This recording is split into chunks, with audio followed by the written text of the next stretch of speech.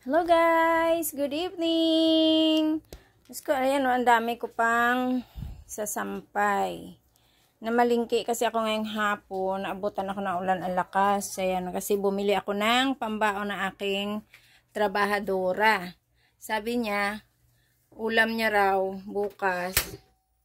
Ulam niya bukas yan. Sabi niya, ulam niya raw sinigang bukas. Kaya ayun, ngayong hapon na malingki ako.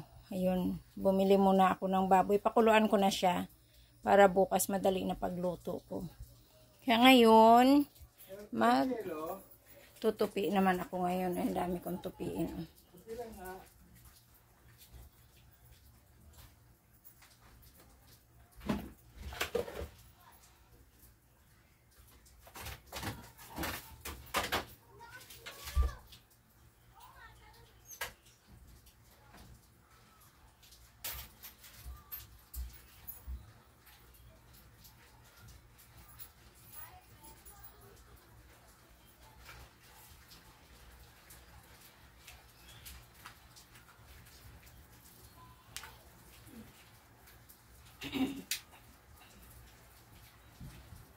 Ayan, napakarami ko na naman tupiin. Ayan o. Ayan, magtutupi na naman ako. Ayan, ito ang aking mga tupiin.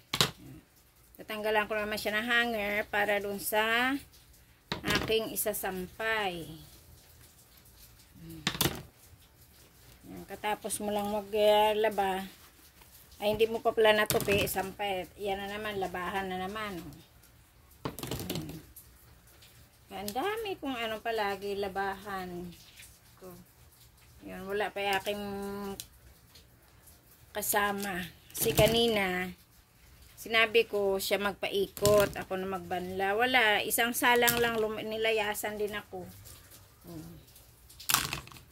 Ako rin lahat gumawa. Tapos namalingki ako, ang lakas-lakas na ulan ngayong hapon. Abutan ako ng ulan.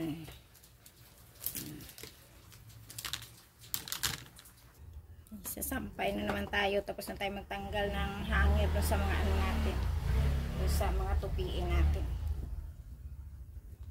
Sampay na naman. Pag wala kang dryer, napakahirap magpatuyo ngayon kasi maulan.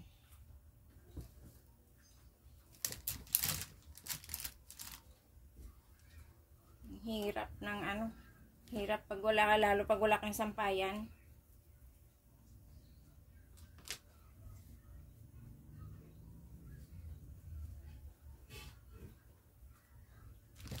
Hey, good evening guys. Napakaulan dito ngayon. Yun. Kanina huminto na, akala ko iinit na siya.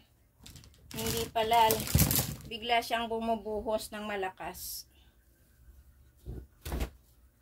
Good evening guys. And ganyan ang trabaho ng nanay. Ano, napakaraming gawain sa bahay.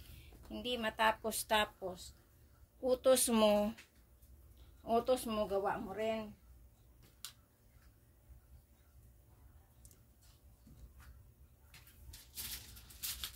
Good evening guys. Ingat po tayong lahat. God bless. Good night. Ingat po tayo ha. Malakas yung ulan. Bigla siyang bumubuhos. Ingat. Good night po. God bless.